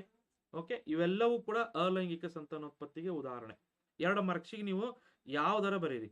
ಇಲ್ಲಿ ನಾನು ನಿಮಗೆ 4 ಡಿಫರೆನ್ಸ್ ಗಳನ್ನ ಹಾಕಿದೀನಿ. 2 ಬರೆದ್ರೆ ಸಾಕು ನಿಮಗೆ. ಸೊ ಕ್ಲಿಯರ್ ಆಯ್ತು ನಿಮಗೆ? ಸೆಕ್ಷುವಲ್ ರಿಪ್ರೊಡಕ್ಷನ್ ಅಂದ್ರೆ it is a fusion of male and female gamete, but it does not involve. It's only 1 individual, it's a 2 different individuals. ಮುಗೀತು, ಇಷ್ಟೇ. 2 ಮಾರ್ಕ್ಸಿಗೆ 2 point. Next. So this is clear. ಉಪಯೋಗಿಸಿ ಬೀಸಾಡುವ ಸಂಸ್ಕೃತಿಯು ಹಾನಿಕಾರಕ ಕೀಟಗಳಿಂದ so ಏನಾಗ್ತಿತ್ತಪ್ಪ ಅಂದ್ರೆ ದಂಶಕಗಳ ಸಂಖ್ಯೆ ಹೆಚ್ಚಾಗ್ತೈತಿ. ಇದಕ್ಕೆ ವಿವರಣೆಯನ್ನ ಕೊಡಿರಿ. Use and throw culture leads to increase in the number of harmful insects and rodents. Explain ಅಂತ ಇದೆ. ಓಕೆ, ನೋಡ್ರಿ, ಎಕ್ಸ್ಪ್ಲೇನ್ ಮಾಡಿರಿ ಅಂತ ಕೊಟ್ಟಿದ್ದಾರೆ. ಉಪಯೋಗಿಸಿ ಬೀಸಾಡುವ ಸಂಸ್ಕೃತಿ. ನೋಡ್ರಿ, 10ನೇ ಕ್ಲಾಸಿನ ಒಂದು ಪರಿಸರ ಅಧ್ಯಯನದ ಪಾಠ ತೆಗೆದಾಗ ಈ ಒಂದು ಪ್ರಶ್ನೆ ಇದೆ. ಹೌದಾ? ಅಥವಾ ನ್ಯಾಚುರಲ್ ರಿಸೋರ್ಸಸ್ ಅಂತ ಒಂದು ಪಾಠ ಇದೆ ನೋಡ್ರಿ, ಅದರಲ್ಲಿ ಕೊಟ್ಟಿದ್ದಾರೆ, ಬಾಳ್ ಚಂದ ಕೊಟ್ಟಿದ್ದಾರೆ. ಅಲ್ಲಿ use and culture leads to increase the number of harmful ಅಂದ್ರೆ ವಸ್ತುಗಳನ್ನ ಒಂದು ಬಾರಿ ಬಳಸಿ ತಕ್ಷಣ ಅದನ್ನ ತ್ಯಜಿಸುವ ಅಥವಾ ಬಿಸಾಡುವ ಅಭ್ಯಾಸ. ಇದು ಪರಿಸರದಲ್ಲಿ ಕಸದ ಪ್ರಮಾಣವನ್ನ ಆಬ್ವಿಯಸ್ಲಿ ಏನ್ ಮಾಡ್ತೈತಿ? ಹೆಚ್ಚಿಗೆ ಮಾಡ್ತೈತಿ. ಮುಗೀತು, 1 ಮಾರ್ಕ್ಸ್ ಬಂತು ನಿಮಗೆ. ನಾವು ಏನೇನು ಹೋಗಿತೀವಿ? ಪ್ಲಾಸ್ಟಿಕ್ ಕಪ್ ಹೋಗಿತೀವಿ, ಪ್ಲೇಟ್ ಹೋಗಿತೀವಿ, ಆಹಾರ ಹೋಗಿತೀವಿ. ಅದು ಕೀಟಗಳಿಗೆ ಆಹಾರ ಆಗ್ತೈತಿ. ಓಕೆ, ಅವಾಗ ಸೊಳ್ಳೆಗಳು, ಆಮೇಲೆ ಬೆಳೆಯಲು ಸೂಕ್ತ ಸ್ಥಳ ಏನಾಗ್ತೈತೆ ಅಲ್ಲೇ ಕಸದ ಗುಡ್ಡೆಗಳಲ್ಲಿ ಇಲಿಗಳಿಗೆ ಆಶ್ರಯ ದೊರೀತೈತಿ. ಓಕೆ, ಈ ರೀತಿ ಆ ಸೊಳ್ಳೆಗಳ ಹೆಚ್ಚಾಗಿ ನೀರು ಜಮಾವಣೆಯಾಗಿ ಸೊ ಅಲ್ಲಿ ರೋಗಗಳ ಹರಡುವಿಕೆ ಉಂಟಾಗ್ತೈತಿ. ಆದ ಕಾರಣ ನಾವು ಅವುಗಳನ್ನ ಯೂಸ್ ಅಂಡ್ ಥ್ರೋ ಕಲ್ಚರ್ ಅನ್ನ ಬಿಟ್ಟು ನಾವು ರಿಡ್ಯೂಸ್, ರೀಯೂಸ್, ರೀಸೈಕಲ್, ರೀಪರ್ಪೋಸ್ ಅನ್ನ ನಾವು ಪಾಲಿಸಬೇಕು. ಅಥವಾ 5R ಅಥವಾ 3R ಅನ್ನ ನಾವು ಪಾಲಿಸಬೇಕು. ಮುಗೀತು. ಇಷ್ಟು ಜನರಲ್ ಆಗಿ ಬರೆದು ನಿಮ್ಗೆ 2 ಮಾರ್ಕ್ಸ್ ಕೊಡ್ತಾರೆ ಇದರಲ್ಲಿ. ಇಟ್ಸ್ ಅ ವೆರಿ ಜನರಲ್ ಪ್ರಶ್ನೆ. ನೀವು ಏನೋ ಓದಲಿಕ್ರೂ ಕೂಡ ನೀವು 2 ಮಾರ್ಕ್ಸ್ ಇದಕ್ಕೆ ತಗೋಬಹುದು ಈ ಪ್ರಶ್ನೆಗೆ. ಓಕೆ, ನೆಕ್ಸ್ಟ್ ಇಂಗ್ಲಿಷ್ನಾಗೂ ಕೂಡ ಇದೆ, ಆಮೇಲೆ ನೋಡ್ಕೊಡ್ರಿ, ನೋಟ್ಸ್ ಬೇಕಾದ್ರೆ ಇದೆ. ಓಕೆ, ಸೇಮ್ ಅದು ಜನರಲ್ ಆಗಿ you can write, there is no any. Next, ಇದು ಕೂಡ 2 ಮಾರ್ಕ್ಸ್ ಪ್ರಶ್ನೆ. ಕಾಲರಾ ಮತ್ತು ಟೈಫಾಯ್ಡ್ ರೋಗಗಳಿಗೆ ಕಾರಣವಾಗಿರ್ತಕ್ಕಂಥ ಒಂದು ಬ್ಯಾಕ್ಟೀರಿಯಾಗಳನ್ನು ಹೆಸರಿಸಿ ಅಂತ ಕೊಟ್ಟಿದ್ದಾರೆ. ಇದು ಕೂಡ easy. Cholera is caused by the vibrio cholera. Okay, and typhoid is caused by the salmonella typhi. ಇಲ್ಲೈತೆ ನೋಡಿ, salmonella typhi. Cholera is caused by the vibrio cholera. ಇವೆರಡು ಬರೆದ್ರೆ ಮುಗೀತು ನಿಮಗೆ. So these are two main microorganisms will cause the cholera and typhoid ಅಂತ ನಾವಲ್ಲಿ ಕರಿತೀವಿ. Okay, ಇದು ಕ್ಲಿಯರ್ ಆಯ್ತಾ ನಿಮಗೆ ಈ ಪ್ರಶ್ನೆ? ನೆಕ್ಸ್ಟ್ ನೋಡ್ರಿ, ಇದು ಕ್ಲಿಯರ್ ಆಯ್ತು ನಿಮಗೆ, ಇದು ಕ್ಲಿಯರ್ ಆಯ್ತು. ಯಾವ ಕಣದಂಗವನ್ನ ಸೊ ಜೀವಕೋಶದ ಆತ್ಮಹತ್ಯಾ ಸಂಚಿ ಎಂದು ಕರೆಯುತ್ತಾರೆ ಮತ್ತು ಏಕೆ ಅಂತ ಕೊಟ್ಟಿದ್ದಾರೆ. ಸೊ ಇದು ಬಹಳ ಈಸಿ ಆಗಿರ್ತಕ್ಕಂಥ ಪ್ರಶ್ನೆ, 2 marks. Suicide bags of the cell. ನೋಡಮ್, ಕಮೆಂಟ್ ಮಾಡ್ರಿ ಯಾವ್ದಕ್ಕೆ ಕರಿತೀವಿ ನಾವು suicide bags of the cell ಅಂತೇಳಿ. ನೋಡ್ರಿ, ಇದನ್ನು ಕೂಡ 9th ಸೆಲ್ಸ್ ಚಾಪ್ಟರ್ ಇಂದ ತೆಗೆದಿದ್ದಾರೆ ಈ ಪ್ರಶ್ನೆಯನ್ನ. ಸೊ 9th NCERT ಚಾಪ್ಟರ್ ಕೋಶಗಳ ಚಾಪ್ಟರ್ ಇಂದ ಈ ಪ್ರಶ್ನೆ ಬಂದಿದೆ. Which cell organelles are called as the suicide bags of the cell? Yes, fast comment ಮಾಡ್ರಿ ಯಾವುಗಳನ್ನ ನಾವು suicide bags of the cell ಅಂತ ನಾವಲ್ಲಿ ಕರಿತೀವಿ. ಓಕೆ, ಭೂಮಿಕಾ ಅವರು ವೆರಿ ಗುಡ್. ಸೊ ನಾವು ಇಲ್ಲೇ ಐತ್ ನೋಡ್ರಿ, ಸೇಮ್ ಆಸ್ ಇಟ್ ಈಸ್ ಬರೆದ್ರೆ ಮುಗಿದು ಹೋತ್. ನಾವು ಏನಂದ್ರೆ ಲೈಸೋಸೋಮ್ಗಳನ್ನ ನಾವು suicide bags of the cell ಅಂತ ನಾವು ಕರಿತೀವಿ. ಹೌದಾ? ಇಲ್ಲಿಂದ ಆನ್ಸರ್ ಬರಿಬೇಕು. ಇಲ್ಲಿಂದ ಒಂದ್ 2 ಲೈನ್ ಆನ್ಸರ್ ಬರಿಬೇಕು. ಜೀವಕೋಶವು ತೀವ್ರವಾಗಿ ಹಾನಿಗೊಳಗಾದ ಸಂದರ್ಭದಲ್ಲಿ ಲೈಸೋಸೋಮ್ಗಳು ಏನಾಗ್ತಾವಪ್ಪ ಅಂದ್ರೆ ಒಡೆದು ಹೋಗಿ ಕಿಣ್ವಗಳು ಅಂದ್ರೆ ಎನ್ಸೈಮ್ಸ್ ಅಂತ ಕರಿತೀವಿ ನಾವು, ಹೈಡ್ರೋಲೈಟಿಕ್ ಎನ್ಸೈಮ್ಸ್. ಈ ಹೈಡ್ರೋಲೈಟಿಕ್ ಎನ್ಸೈಮ್ಸ್ಗಳು ತಮ್ಮದೇ ಕೋಶವನ್ನ ಜೀರ್ಣಿಸುತ್ತವೆ. ಆದ್ದರಿಂದ ಲೈಸೋಸೋಮ್ಗಳನ್ನ ಜೀವಕೋಶದ ಆತ್ಮಹತ್ಯಾ ಸಂಚಿಗಳು ಎಂದು ಕರೆಯುತ್ತಾರೆ. ಮುಗೀತು, 2 ಮಾರ್ಕ್ಸ್. ಇಷ್ಟು ಬರೆದ್ರೆ ನಿಮಗೆ 2 ಮಾರ್ಕ್ಸ್ ಬರ್ತೈತಿ. ಯಾವುದೇ ಉದ್ರಿ ಪಾಯಿಂಟ್ಸ್ ಗಳನ್ನ ಬರೆಯಂಗಿಲ್ಲ. ಆಸ್ ಇಟ್ ಈಸ್ ನೀವು 9th ಅಲ್ಲಿ ಬರೋದ್ರಪ್ಪ ಅಂದ್ರೆ ನೀವು ಸಾಕು. Okay, S. ಹ್ಞೂನ್ರಿ, GPST 8th 9th 10th ಸಾಕ್ರಿ. 6 to 10th ಅಂಬಿಕಾ ಅವರೇ. ಓಕೆ, ನೆಕ್ಸ್ಟ್ ನೋಡ್ರಿ, ವರ್ಧನ ಅಂಗಾಂಶದ ಯಾವುದಾದರೂ 2 ಗುಣಲಕ್ಷಣಗಳನ್ನ ಬರೆಯಿರಿ ಅಂತ ಕೊಟ್ಟಿದ್ದಾರೆ. ಹೌದಾ? Any 2 characteristic features of the meristematic tissue. ನೋಡ್ರಿ, ಯಾವ್ದಾದ್ರೂ 2 ಒಂದು 4-5 ಪ್ರಶ್ನೆಗಳು, 4-5 ಪಾಯಿಂಟ್ಸ್ ಗಳನ್ನ ಕೊಟ್ಟಿದ್ದಾರೆ ಅವರು. ಹೌದಾ? ಸೊ ನೀವು ಕೇಳಿರ್ತಕ್ಕಂಥದ್ದು 2. ಹೌದಾ? ಇದನ್ನ ನಾವು ಏನಂತ ಕರಿತೀವಿ? ಬೆಳವಣಿಗೆ ಅಂಗಾಂಶ ಎಂದು ಕರೆಯುತ್ತೇವೆ. ಮುಗಿತು, 1 ಮಾರ್ಕ್ಸ್ ಬಂತು ನಿಮಗೆ ಈಗಾಗಲೇ. ಹೌದಾ? ಆಮೇಲೆ ತೆಳುವಾದ ಕೋಶ ಭಿತ್ತಿಯನ್ನು ಹೊಂದಿದೆ. It has A thin cell wall ಅಂತ ನಾವಲ್ಲಿ ಕರಿತೀವಿ. ಓಕೆ, ಸೊ 3ನೇ ಪಾಯಿಂಟ್, ದೊಡ್ಡದಾದ ನ್ಯೂಕ್ಲಿಯಸ್ ಅನ್ನು ಹೊಂದಿದೆ. ದೊಡ್ಡದಾದ ನ್ಯೂಕ್ಲಿಯಸ್ ಅನ್ನ ಹೊಂದಿದೆ. ಮುಗೀತು, ಇಷ್ಟು ಪಾಯಿಂಟ್. ಈ 3 ಪಾಯಿಂಟ್ ಬರೆದ್ರೆ ಮುಗೀತು, ಮತ್ತೇನ್ ಬೇಡ. 2 ಮಾರ್ಕ್ಸ್ ಬಂತು ನಿಮಗೆ ಇಲ್ಲಿ. ಹೌದಾ? ಇದು ಕೂಡ 9th ಕ್ಲಾಸಿನ ಅಂಗಾಂಶಗಳ ಚಾಪ್ಟರ್ ಇಂದ ಈ ಪ್ರಶ್ನೆಯನ್ನ ತೆಗೆದಿದ್ದಾರೆ. ಹೌದಾ? ಟಿಶ್ಯೂಸ್ ಚಾಪ್ಟರ್ ಇಂದ ಈ ಪ್ರಶ್ನೆ ಬಂದಿದೆ. ನೋಡ್ರಿ, ಟಿಶ್ಯೂಸ್ ಚಾಪ್ಟರ್ ಅಲ್ಲಿ ಬಹಳ ಚಂದ ಇಲ್ಲಿ ಇವನ್ನೆಲ್ಲ ಎಕ್ಸ್ಪ್ಲನೇಷನ್ ಕೊಟ್ಟಾರ. ಬಟ್ ಕ್ಯಾರೆಕ್ಟರಿಸ್ಟಿಕ್ಸ್ ಕೇಳಿದಾಗ ನಮಗೆ ಇದನ್ನ ಬರಿಬೇಕು. ಇಲ್ಲೈತ್ ನೋಡ್ರಿ. ಹೌದಾ? ಸೊ ಈ ಅಂಗಾಂಶವು ಅಂದ್ರೆ ವರ್ಧನ ಅಂಗಾಂಶವು ತುಂಬಾ ಕ್ರಿಯಾಶೀಲವಾಗಿರುವುದರಿಂದ ಇವುಗಳ ಜೀವಕೋಶಗಳು ಸಾಂದ್ರವಾದ ಕೋಶ ಭಿತ್ತಿಯನ್ನು ಹೊಂದಿವೆ. ಅಂದ್ರೆ ಡೆನ್ಸ್ ಸೈಟೋಪ್ಲಾಸ್ಮ್ ಅಂತ ಕರಿತೀವಿ. ಎಸ್, ಇದು ಕೂಡ ಬರೆದ್ರು 1 ಮಾರ್ಕ್ಸ್ ಬರ್ತದೆ. ಡೆನ್ಸ್ ಸೈಟೋಪ್ಲಾಸ್ಮ, ಆಮೇಲೆ ತೆಳುವಾದ ಕೋಶ ಭಿತ್ತಿ ಮತ್ತು ದೊಡ್ಡದಾದ ನ್ಯೂಕ್ಲಿಯಸ್. 3 ಕ್ಯಾರೆಕ್ಟರಿಸ್ಟಿಕ್ಸ್ಗಳು ನಮಗೆ ಇಲ್ಲೇ ಸಿಕ್ಕು. ಯಾವ್ಯಾವ ಉದ್ರಿ ಪಾಯಿಂಟ್ಗಳನ್ನ ಬರಿಬಾರ್ದು ನಾವು. ಡೈರೆಕ್ಟ್ ಆಗಿ ಈ ಕ್ಯಾರೆಕ್ಟರಿಸ್ಟಿಕ್ಸ್ ಕೇಳಿದಾಗ ಈ ಪಾಯಿಂಟ್ಗಳನ್ನ ನಾವು ಬರಿಬೇಕಷ್ಟೇ, ಮುಗೀತು. ಸುಮ್ಮನೆ 2 ಮಾರ್ಕ್ಸ್ ಕೊಡ್ತಾರೆ ಕಣ್ಣು ಮುಚ್ಚಿ ನಿಮಗೆ. ಓಕೆ, ಸೊ ಕ್ಲಿಯರ್ ಆಯ್ತಾ ನಿಮಗೆ 2 ಮಾರ್ಕ್ಸಿನ ಪ್ರಶ್ನೆನ ನಾವು ಹೆಂಗೆ ಬರಿಬೇಕಂತೇಳಿ. ನೆಕ್ಸ್ಟ್ ನೋಡ್ರಿ, ಈಗ 76ವರೆಗೂ ಕೂಡ 2 ಮಾರ್ಕ್ಸಿನ ಕಂಪ್ಲೀಟ್ ಆದ್ವು ನಮಗೆ ಈಗ. ಹೌದಾ? ಅಪ್ ಟು ನಾವು 76. ಒಟ್ಟು ಎಷ್ಟು ಪ್ರಶ್ನೆ ಬಂದಿದ್ದು ಅಂತ ಹೇಳಿದ್ನಲ್ಲ ನಿಮ್ಗೆ. ಇವು ಎಷ್ಟು ಪ್ರಶ್ನೆ ಬಂದವಲ್ಲ? 15 ಪ್ರಶ್ನೆಗಳು. 15 ಪ್ರಶ್ನೆಗಳು ಸೈನ್ಸ್ ಮತ್ತು ಮ್ಯಾಥ್ಸ್ ಕ್ವಶನ್ ಪೇಪರ್ ಅಲ್ಲಿ 2 ಮಾರ್ಕ್ಸಿನೂ ಬಂದಿದ್ವು. ಅಂದ್ರೆ 30 ಮಾರ್ಕ್ಸ್ ನೋಡ್ರಿ. 30 ಮಾರ್ಕ್ಸ್ 2 ಮಾರ್ಕ್ಸಿನ ಪ್ರಶ್ನೆಗಳು ಸೈನ್ಸ್ ಕಡೆ ಅಂತ ನಿಮಗೆ ಬಂದಿದ್ದವು. ಓಕೆ, ಈಗ 3 ಮಾರ್ಕ್ಸಿನ ಪ್ರಶ್ನೆಗಳು ಹೆಂಗ್ ಬರ್ತಾವ ನೋಡ್ರಿ. ಇಲ್ಲಿ ಕೊಟ್ಟಿರ್ತಾರೆ ನೀಟಾಗಿ. 77ರಿಂದ 88ರವರೆಗೆ 3 ಅಂಕದ ಪ್ರಶ್ನೆಗಳು. 3 ಅಂಕದ ಪ್ರಶ್ನೆಗಳು. Question number 17, 77 to 88, 3 marks each ಅಂತ ಇದೆ. ಹೌದಾ? ಇಲ್ಲಿ 77ನೇದ್ದು ಮ್ಯಾಥ್ಸ್ ಕೊಟ್ಟಿದ್ದಾರೆ. ಕಂಟಿನ್ಯೂಸ್ ಆಗಿ ಮ್ಯಾಥ್ಸ್ ಇರ್ತಾವ. ಅದಾದ್ಮೇಲೆ ನಿಮಗೆ ಸೈನ್ಸ್ ಪ್ರಶ್ನೆಗಳು ಇರ್ತಾವ ಅಲ್ಲಿ. ಓಕೆ, ಸೈನ್ಸ್ ಪ್ರಶ್ನೆಗಳು 3 ಮಾರ್ಕ್ಸಿನ ಹೆಂಗಿರ್ತಾವ ಒಂದು ಉದಾಹರಣೆಯನ್ನ ನೋಡೋಣ ಇಲ್ಲಿ. ಓಕೆ, ಸೊ 83ನೇದ್ದು ನೋಡ್ರಿ, ಈ ಕೆಳಗಿನ ಸಂದರ್ಭಗಳಲ್ಲಿ ಪ್ರತಿಬಿಂಬದ ಸ್ಥಾನವನ್ನ ಬರೆಯಿರಿ. ಹೌದಾ? ಸೊ ನೋಡ್ರಿ, ಪ್ರಿನ್ಸಿಪಲ್ ಫೋಕಸ್ ಮತ್ತೆ ಸೆಂಟರ್ ಆಫ್ ಕರ್ವೇಚರ್. ಒಂದೇ ಪ್ರಶ್ನೆ ಐತಿ, when object is a placed beyond 2f of A convex lens. ಇದು ಕಾನ್ಕೇವ್ ಲೆನ್ಸ್, ಇದು ಕಾನ್ಕೇವ್ ಮಿರರ್. ಅವಾವ ಮೂರು ಕೂಡ ಡಿಫ್ರೆಂಟ್ ಆಗಿ ಕೊಟ್ಟಿದ್ದಾರೆ. When we place at the infinity from A concave lens. ಇದು ಒಂದು ಕಾನ್ವೆಕ್ಸ್ ಲೆನ್ಸ್, ಇದು ಒಂದು ಕಾನ್ಕೇವ್ ಲೆನ್ಸ್, ಇದು ಒಂದು ಕಾನ್ಕೇವ್ ಮಿರರ್ ಪ್ರಶ್ನೆ ಕೊಟ್ಟಿದ್ದಾರೆ. ನೋಡ್ರಿ, ಒಂದು ಈ ಕಡೆ ಒಂದು ಆರು, ಈ ಕಡೆ ಒಂದು 12 ಡೈಗ್ರಾಮ್ ಅದಾವ. ಆ 12 ಡೈಗ್ರಾಮ್ ಅನ್ನ ನೀವು ದಯವಿಟ್ಟು ಪ್ರಾಕ್ಟೀಸ್ ಮಾಡ್ರಿ. ಸೊ ಬಹಳ ಈಸಿ ಆಗಿರ್ತಕ್ಕಂಥ ಒಂದು ಪ್ರಶ್ನೆ ಇದೆ. ಹೌದಾ? ಕಾನ್ಕೇವ್ ಮಿರರ್ ಮತ್ತೆ ಕಾನ್ಕೇವ್ ಲೆನ್ಸ್ ಇಲ್ಲೈತೆ ನೋಡ್ರಿ. ಸೊ ಇದು ಏನ್ ನಿಮಗೆ ಟಫ್ ಅನ್ಸಲ್ಲ. ಆರಾಮಾಗಿ ಒಂದು ಸಲ ನೀವು ಪ್ರಾಕ್ಟೀಸ್ ಮಾಡಿಬಿಟ್ರಪ್ಪ ಅಂದ್ರೆ ಈಸಿಯಾಗಿ ನಿಮಗೆ ಇಲ್ಲೇ ಸಿಕ್ತೈತಿ. ಓಕೆ, ಇಲ್ಲಿ ನೋಡ್ರಿ, ಒಂದು ಹೇಳ್ತೀನಿ ನಿಮ್ಗೆ ಯಾವ ರೀತಿ ಅಂತೇಳಿ.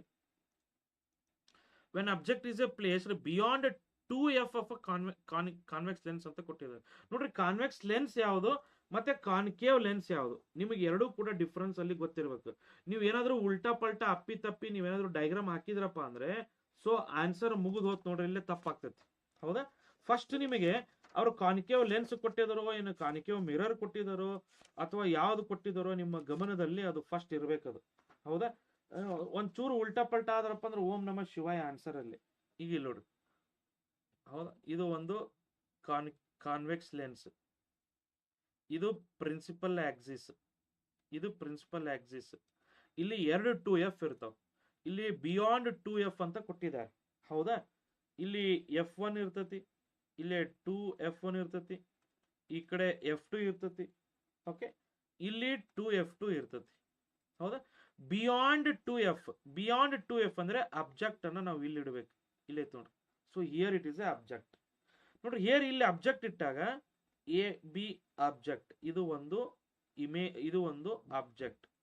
ಓಕೆ, ಸೊ ಇಲ್ಲಿ ನಾವು ಒಂದು ಲೈನ್ ಅನ್ನ ಎಳೆದಾಗ so again it will passes through the one principal focus. ಹೌದಾ? So another ray will passes through the principal focus. ಈಗ ನಮಗ ಇಮೇಜ್ ಇಲ್ಲಿ ಮೂಡ್ತೈತಿ. So A dash B dash image formation here. ಹೌದಾ? A dash B dash image ಇಲ್ಲಿ formation ಆದ್ರ so ನಮಗಿಲ್ಲಿ ಎಲ್ಲಿ ಉಂಟಾಗ್ತೈತಿ?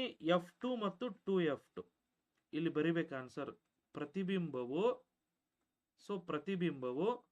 f2 ಮತ್ತು 2f2 ನಡುವೆ ಉಂಟಾಗುತ್ತದೆ. ಮುಗೀತು. ಇಷ್ಟೇ ಬರೆದ್ರೆ ನಿಮಗೆ ಒಂದು ಮಾರ್ಕ್ಸ್ ನಿಮಗೆ ಸಿಕ್ತಿದೆ, ಒಂದು ಮಾರ್ಕ್ಸ್ ಸಿಕ್ತಿದೆ. ಸೊ ಕ್ಲಿಯರ್ ಆಯ್ತಾ ನಿಮ್ಗೆ ಯಾವ ರೀತಿ ಅಂತೇಳಿ ಇದು? ಹೌದಾ? Is it clear? ಈ ಡೈಗ್ರಾಮ್ ನೀಟಾಗಿ SSLC ಬೆಳಕಿನ ಚಾಪ್ಟರ್ ಅಲ್ಲಿ ಕೊಟ್ಟಿದ್ದಾರೆ. ಪ್ರಾಕ್ಟೀಸ್ ಮಾಡ್ರಿ ಇವು 3 ಡೈಗ್ರಾಮ್. ಹಿಂಗೆ ಮತ್ತೇನಿಲ್ಲ. ಸೊ ಎರಡನೇದು ಕೂಡ ಈಸಿ ಐತ್ ನೋಡ್ರಿ. ಸೊ ಇದು ಕಾನ್ಕೇವ್ ಲೆನ್ಸ್ ಕೊಟ್ಟಿದ್ದಾರೆ. ನೋಡ್ರಿ, ಕಾನ್ಕೇವ್ ಲೆನ್ಸ್ ಅಂದ್ರೆ ಹಿಂಗಿರ್ತೈತೆ. ಆಕ್ಚುಲಿ ಕಾನ್ಕೇವ್ ಲೆನ್ಸ್ ಅಂದ್ರೆ ಇನ್ಫಿನಿಟಿ ಅಂತ ಕೊಟ್ಟಿದ್ದಾರೆ. ಪ್ಲೇಸ್ ರೇಟ್ ದ ಇನ್ಫಿನಿಟಿ ಅಂದ್ರೆ ಇಷ್ಟು ದೂರ ಇರ್ತದೆ. ಸೊ ನೋಡ್ರಿ, ಈ ರೀತಿ ರೇಸ್ ಆಫ್ ಬೀಮ್ ಆಫ್ ಲೈಟ್ಗಳು ಬರ್ತಿರ್ತಾವಲ್ಲ. ಹೌದಾ?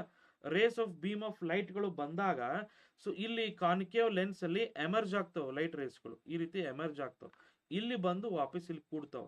ಸೊ ದಿಸ್ ಈಸ್ ಅಂದ್ರೆ ಎಫ್ ಅಂತ ನಾವಲ್ಲಿ ಕರಿತೀವಿ. ಓಕೆ, ಸೊ ಅಥವಾ f1 ಅಂತ ನಾವಿಲ್ಲಿ ಕರಿತೀವಿ. ಹೌದಾ? ಇಮೇಜ್ ಫಾರ್ಮೇಶನ್ ಇಲ್ಲಿ ಹಂಗಾರ ಪ್ರತಿಬಿಂಬ ಎಲ್ಲಿ ಮೂಡ್ತೈತಿ? f1 ನಲ್ಲಿ.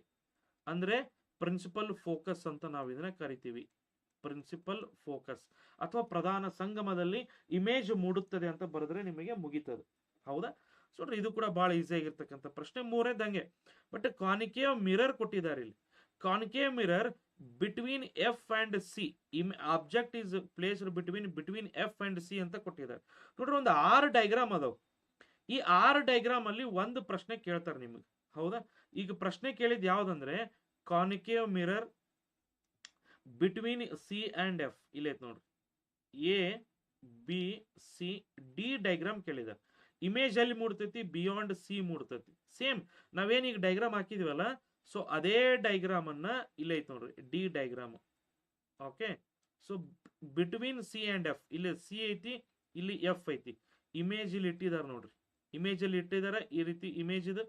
ಸೊ ಇಲ್ಲಿ ಈ ರೇ ಪಾಸ್ ಆಗ್ತೈತಿ, so it is a reflected ರೇ.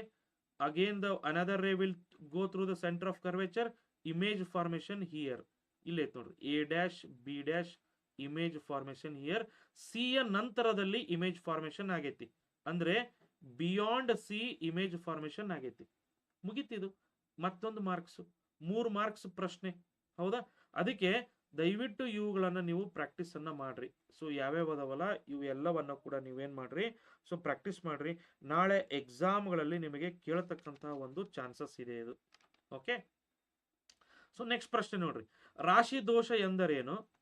2 AMU ರಾಶಿ ಶಕ್ತಿಯಾಗಿ ಪರಿವರ್ತಿಸಿದಾಗ ಬಿಡುಗಡೆಯಾಗುವ ಶಕ್ತಿಯನ್ನ ಲೆಕ್ಕಾಚಾರ ಮಾಡಿ. 1 AMU ಇಷ್ಟು ಕೊಟ್ಟಿದ್ದಾರೆ. ಹೌದಾ? 2 ಮಾರ್ಕ್ಸ್ ಇದಕ್ಕೆ ಇರ್ತತಿ, 1 ಮಾರ್ಕ್ಸ್ ಅದಕ್ಕೆ ಇರ್ತತಿ. ನೋಡ್ರಿ, E=mc² ಸೂತ್ರವನ್ನ ಹಾಕ್ರಿ. ಮಾಸ್ ಡಿಫೆಕ್ಟ್ ಅಂದ್ರೆ ಏನಿಲ್ಲ, ಇದು ನ್ಯೂಕ್ಲಿಯಸ್ನ ಒಂದು ಅಣು ಏನಿರ್ತೈತಲ್ಲ, ಅಥವಾ ಒಂದು ಏನು ಇಂಡಿವಿಜುವಲ್ ನ್ಯೂಕ್ಲಿಯನ್ ಇರ್ತೈತಲ್ಲ, ಸೊ ಅದು ನಿಜವಾದ ಮತ್ತು ಅದರಲ್ಲಿ ಇರ್ತಕ್ಕಂಥ ಪ್ರೋಟಾನ್ ಹಾಗೂ ನ್ಯೂಟ್ರಾನ್ಗಳ ನಡುವಿನ ವ್ಯತ್ಯಾಸವನ್ನ ನಾವೇನಂತ ಕರಿತೀವಿ? ಮಾಸ್ ಡಿಫೆಕ್ಟ್ ಅಂತ ಕರಿತೀವಿ. So nucleons means it's consisting of the protons and neutrons, okay, and actual mass of the nucleus. So ಇವುಗಳ ನಡುವೆ ಇರ್ತಕ್ಕಂಥ ಡಿಫರೆನ್ಸ್ ಅನ್ನ ನಾವೇನಾಗ್ತೀವಿ, ಏನಂತ ಕರಿತೀವಿ? Sum of the difference between those individuals, it is called as mass defect. ಹೌದಾ? ಅಥವಾ ದ್ರವ್ಯ ದೋಷ ಅಂತ ಕರಿತೀವಿ. 1 ಮಾರ್ಕ್ಸ್ ಬಂತು ನಿಮಗೆ ಈಗ ದ್ರವ್ಯ ದೋಷಕ್ಕೆ ಏನಂತೇಳಿ. ಈ ವ್ಯಾಲ್ಯೂ ಕೊಟ್ಟಿದ್ದಾರೆ 1.66 × 10⁻⁻27. ಇದು ಓಲ್ಡ್ ಪ್ರಶ್ನೆ ಪತ್ರಿಕೆಯಲ್ಲಿ ಇರ್ತಕ್ಕಂಥ ಪ್ರಶ್ನೆ. ಸೊ ಇದನ್ನ ಕೇಳಿದ್ರು ಕೇಳಬಹುದು ಅಥವಾ ಕೇಳಕ್ರು ಕೇಳಂಗಿಲ್ಲ. ನೋಡ್ರಿ, ಜಸ್ಟ್ E=mc². E=mc². ಆ ವ್ಯಾಲ್ಯೂ ಹಾಕ್ಬಿಡ್ರಿ, ಮುಗೀತು. m=3.33 × 10⁻⁻27. ಹೌದಾ? ಸೊ ಯಾಕಂದ್ರೆ 2 AMU ಕೊಟ್ಟಿದ್ದಾರೆ ಅಲ್ಲೇ, 2 ಇಂಟು ಇದನ್ನ ಇಂಟು ಮಾಡಿದ್ರಪ್ಪ ಅಂದ್ರೆ ಇಷ್ಟು ಬರ್ತೈತಿ. ಹೌದಾ? ಸೊ ಇದು velocity of the light fix ಇರ್ತೈತಿ. 3 × 10⁸ ಇರ್ತೈತಿ. ಹೌದಾ? ಇದನ್ನ ವ್ಯಾಲ್ಯೂ ಇಲ್ಲಿ ಹಾಕ್ರಿ. ಸೊ ಈ 9, ಸೊ ಇದು 3.32 ಇಂಟು 9, 3 3 9, 8 16, 9 3 27, 27 1 2 29. ನೋಡ್ರಿ, ಜನರಲ್ ಆಗಿ ನಾವು ಆನ್ಸರ್ ಅನ್ನ ಬರೀಬಹುದು. 29 ಇಂಟು 10⁻⁻11, ಅಥವಾ ಜೂಲ್ ನಾಗ ಇಟ್ರಪ್ಪ ಅಂದ್ರೆ 2.99 × 10⁻⁻10 ಜೂಲ್ಸ್ ಅಂತ ನಾವು ಬರೀಬಹುದು. ಸೊ ಲಾಸ್ಟ್ನಾಗ ವ್ಯಾಲ್ಯೂ ಬರೆಯೋದು ಹೆಚ್ಚು ಕಡಿಮೆ ಮಾಡ್ರಿ, ನಿಮ್ಗೆ ಆಲ್ಮೋಸ್ಟ್ 2 to 3 ಮಾರ್ಕ್ಸ್ ಗಳನ್ನ ಇಲ್ಲಿವರೆಗೂ ಬರೆದ್ರು ಕೂಡ ಕೊಡ್ತಾರೆ ನಿಮ್ಗೆ ಎಕ್ಸಾಮ್ ಅಲ್ಲಿ. Don't worry. ಓಕೆ, ಎಸ್, ಇದು ಕೂಡ ನಿಮಗೆ 3 ಮಾರ್ಕ್ಸಿನ ಪ್ರಶ್ನೆ. ನೆಕ್ಸ್ಟ್, ಬಹುರೂಪತೆ ಎಂದರೇನು?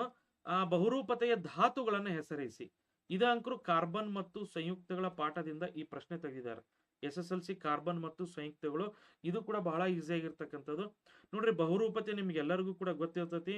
ಒಂದೇ ಭೌತಿಕ ಸ್ಥಿತಿಯಲ್ಲಿ ಇರ್ತಾವ, ಬಟ್ ಬೇರೆ ಬೇರೆ ರಾಸಾಯನಿಕ ಗುಣಗಳನ್ನ ಹೊಂದಿರ್ತಾವ. ಒಂದೇ ರಾಸಾಯನಿಕ ಗುಣಗಳನ್ನು ಹೊಂದಿರ್ತಾವ, ಬೇರೆ ಬೇರೆ ಭೌತ ಸ್ಥಿತಿಗಳನ್ನ ಅವು ಹೊಂದಿರುತ್ತವೆ. ಫಾರ್ ಎಕ್ಸಾಂಪಲ್, ಆಮೇಲೆ ಹೆಚ್ಚು ವಿಭಿನ್ನ ರೂಪಗಳಲ್ಲಿ ಇರ್ತಾವೆ. ಹೌದಾ? ಹೆಚ್ಚು ವಿಭಿನ್ನ ರೂಪಗಳಲ್ಲಿ ಇರ್ತಾವೆ. ನೋಡ್ರಿ, ಫಾರ್ ಎಕ್ಸಾಂಪಲ್ ಡೈಮಂಡ್, ಗ್ರಾಫೈಟ್. ಹೌದಾ? ಸೊ ಇಲ್ಲಿ ಒಂದೇ ಆಗ್ಬಾರ್ದಾಗಿತ್ತು, ಒಂದೇ ಭೌತ ಸ್ಥಿತಿ, ಬೇರೆ ಬೇರೆ ಭೌತ ಸ್ಥಿತಿ. ಫಾರ್ ಎಕ್ಸಾಂಪಲ್ ಇಲ್ಲಿ ನೋಡ್ರಿ, ಯಾವ್ದಪ್ಪ ಅಂದ್ರೆ ನಾವು ಇದು ರೀ, ಯಾವುದು ವಜ್ರ, ಯಾವ್ದು ಕಾರ್ಬನ್ ಬಹುರೂಪಗಳು, ವಜ್ರ ತಗೊಂತೀವಿ, ಆಮೇಲೆ ಗ್ರಾಫೈಟ್ ತಗೊಂತೀವಿ, ಓಕೆ, ಆಮೇಲೆ ಫುಲೆರಿನ್ ತಗೊಂತೀವಿ, ಬುಕ್ ಮಿನಿಸ್ಟರ್ ಫುಲೆರಿನ್. ಓಕೆ, ಇದಕ್ಕೆ ಒಂದೊಂದು ಲೈನ್ ಬರೆದ್ರೆ ಸಾಕು ನೀವು. ವಜ್ರ ಏನಾಗಿರ್ತೈತಿ? ಇದು ಗಟ್ಟಿ ಆಗಿರ್ತಕ್ಕಂಥ ಒಂದು ವಸ್ತು. ಹೌದಾ? ಗಟ್ಟಿ ಆಗಿರ್ತಕ್ಕಂಥ ಒಂದು ವಸ್ತು. ಮುಗೀತು. ಗ್ರಾಫೈಟ್ ಏನಾಗಿರ್ತೈತಿ? ಇದು ಹೆಚ್ಚಿನ ವಿದ್ಯುತ್ ವಾಹಕತೆಯನ್ನ ಹೊಂದಿರುತ್ತದೆ. ಓಕೆ, ಹೆಚ್ಚಿನ ವಿದ್ಯುತ್ ವಾಹಕತೆಯನ್ನ ಹೊಂದಿರುತ್ತದೆ ಮತ್ತು ಪೆನ್ಸಿಲ್ಗಳ ಲೆಡ್ಗಳಲ್ಲಿ ಇದನ್ನು ಬಳಸುತ್ತಾರೆ. ಫುಲೆರಿನ್ ಇದು C60 ಅಣುಗಳನ್ನ ಇದು ಹೊಂದಿರುತ್ತದೆ. ಮುಗಿತಿದು, ಇಷ್ಟೇ, ಒಂದೇ ಒಂದು ಪಾಯಿಂಟ್. ನೋಡ್ರಿ, ಇದರ ಬೇರೆ ಬೇರೆ ರೂಪಗಳಲ್ಲಿ ಇರ್ತಾವ ಇವು. ಹೌದಾ? ಬೇರೆ ಬೇರೆ ರೂಪಗಳಲ್ಲಿ ಇರುತ್ತವ, ಬಟ್ ಒಂದೇ ರಾಸಾಯನಿಕ ಗುಣಗಳನ್ನ ಹೊಂದಿರುತ್ತವೆ. ಹೌದಾ? ಇಂತಹವುಗಳನ್ನ ನಾವೇನಂತ ಕರಿತೀವಿ? ಸೊ ಬಹುರೂಪತೆ ಎಂದು ಕರೆಯುತ್ತೇವೆ. ಅಥವಾ ಆಕ್ಸಿಜನಿನ ಬಹುರೂಪತೆ, O2 ಆಕ್ಸಿಜನ್, O3 ಓಜೋನ್. ಇದು ವಿಷಕಾರಿ ಅನಿಲ, ಇದು ಉಸಿರಾಟಕ್ಕೆ ಸಹಾಯವಾಗುತ್ತದೆ. ಯಾವ್ದಾದ್ರೂ ಬರಿಬಹುದು ಬಹುರೂಪತೆಗಳಲ್ಲಿ. ಆಕ್ಸಿಜನ್ ಬಹುರೂಪತೆಲಾದ್ರೂ ಬರೀರಿ, ಕಾರ್ಬನ್ ಬಹುರೂಪತೆನಾದ್ರೂ ಕೂಡ ಬರೀರಿ, ಯಾವ್ದಾದ್ರೂ ಕೂಡ ಬರೀರಿ. Okay, this is for the 2 marks. Next ನೋಡ್ರಿ, ಮತ್ತೊಂದು ಬಹಳ ಈಸಿ ಆಗಿರ್ತಕ್ಕಂಥ ಪ್ರಶ್ನೆ. ಒಂದು ಧಾತುವಿನ ಪರಮಾಣು ರಾಶಿ